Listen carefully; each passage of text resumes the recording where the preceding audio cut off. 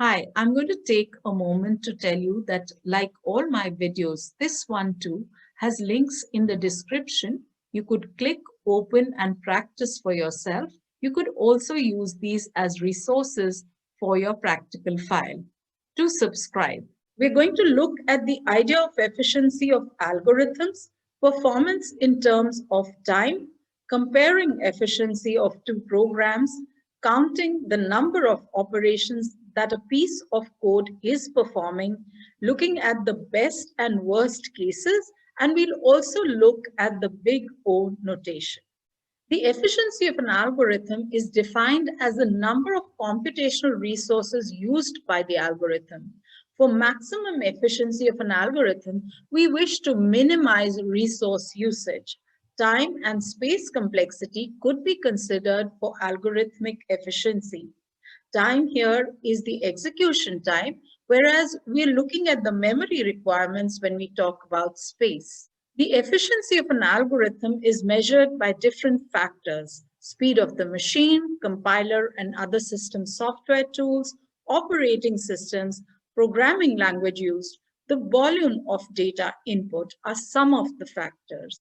Nowadays, we consume and generate data every single day.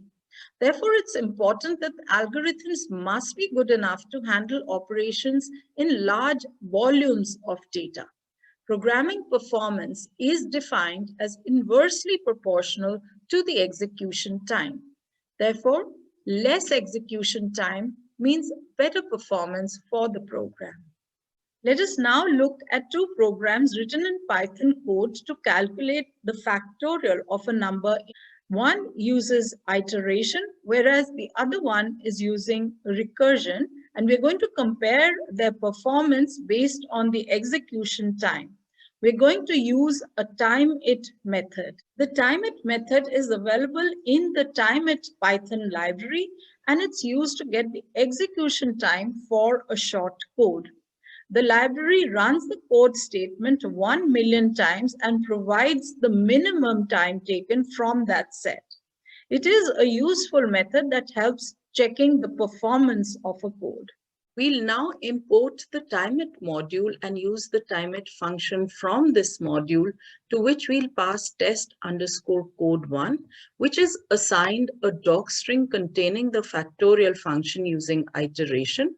Test underscore code2 is assigned a docstring containing the factorial function using recursion. We're going to run both these functions 10,000 times, and we're going to change the default, which is 1 million times. There are other parameters of this function which we'll ignore for the moment because they have default values we may not want to change. When we pass the value 10 for n in each case and execute this, we'll notice that the time taken by the factorial function using iteration is less than the time taken by the function using recursion. If we change the input to 20, we'll notice that now the difference has become much more. The time taken by the recursion function is more than double the time taken by the factorial function. So as the number of inputs increases, the time taken by the recursion function will be more and more, which means that the execution time for the recursion function is more than the time taken by the iteration function, and hence the efficiency is less. We'll now compare the execution time for insertion sort and bubble sort using a list of numbers. We'll also import the timeIt module in this case and use the function timeIt. And this time we're going to pass these two codes in docstrings. We're also going to pass a list of numbers, which is the same in both cases. When we execute this program, we'll notice that the time taken by the bubble sort is a little more than the time taken by insertion sort. We'll increase the number of input, that is the number of elements in the list, and we'll now check the execution time for both of these. And we'll notice that now it's almost doubled in time. That means bubble sort is less efficient than insertion sort in terms of time. To find the number of operations of an algorithm, we first determine the number of steps per execution of each statement and the total number of times each statement is executed. For example, assignment statements, return statements, print statements can be regarded as single-step statements. However, statements within an iteration will depend on the number of iterations and the number of statements within the iteration. When analyzing the time complexity of an algorithm, we may find three cases: best case, average case, and the worst case. We're going to look at these with examples. We'll now look at an example where we are going to search for numbers from the beginning, middle, and end of a list using linear search. We are going to count the number of operations in each case. So we have the best case, the average case, and the worst case. When we execute this program, we'll notice the number of operations for looking for an item at the beginning of the list is only 1. Somewhere in the middle, it is 5. And the worst case in the list of 10 items is 10 operations. We'll also search for an item in a list using binary search. In this case, the best case will be in the middle of the list. The worst case will be one of the edges of the list. When we execute this program, in the case of best case, the number of operations are 1. The worst case gives the number of operations as 4. We look at the efficiency of bubble sort in best, average, and worst case. We are going to start with the best case where we have a list of 6 elements which are already sorted in the ascending order. We have nested for loops and we are going to look at the number of operations in each iteration. When we execute for the best case, we'll notice that the number of operations in the inner loop are always 0, whereas the outer loop produces 1 operation per iteration. So the total number of operations is 6. In worst case, we have a list which is in the descending order and we have to sort it in the reverse order. When we execute this, we'll notice that in the first iteration, the number of operations in the inner loop are 10, outer loop is 1. In the second iteration, this becomes 18 and 2. In the third, it's 24 and 3.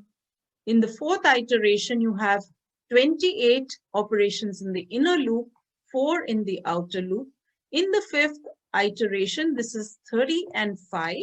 We'll notice that the number of operations is 36, which is the square of 6.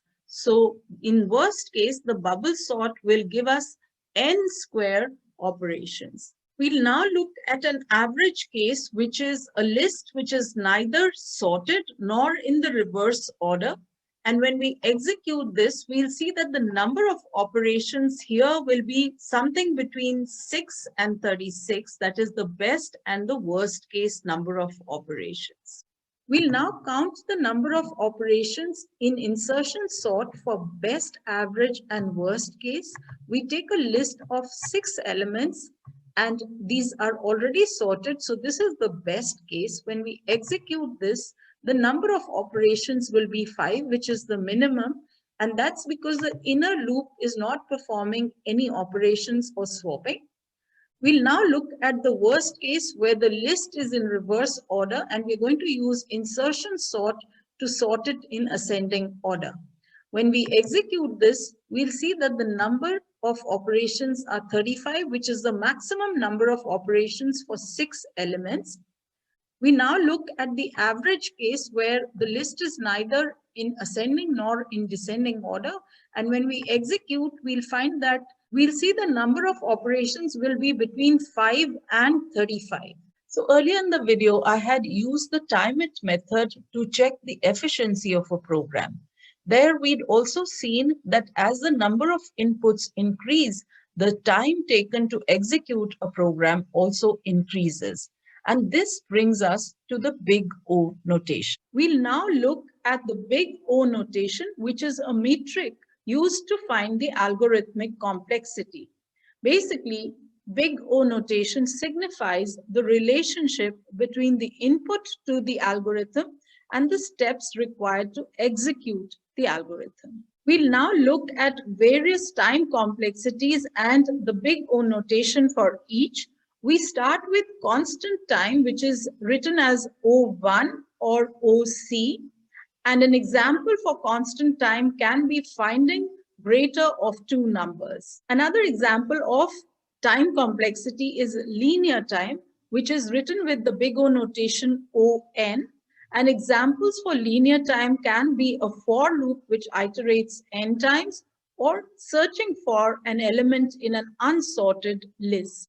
Quadratic time is given by the big O notation ON square, and two nested loops iterating n times each is an example of quadratic time complexity. Exponential time is given by the big O notation O2 to the power n, and recursive Fibonacci series is an example of exponential time complexity. Logarithmic time is written with the big O notation O log of n, and a binary search for an element in a sorted list is an example of logarithmic time complexity. Factorial time complexity is written with the big O notation ON factorial, and factorial with recursion is a program that's an example of factorial time complexity. If we compare time complexities, we'll notice that factorial, exponential, and quadratic time complexities increase rapidly with the increasing size of input. However, linear, logarithmic, and constant time complexities do not increase rapidly with the increase in the size of input n. So that brings us to the end of idea of efficiency. I hope you've understood. You can always click on the links, practice the program yourself, and do keep watching. Bye-bye.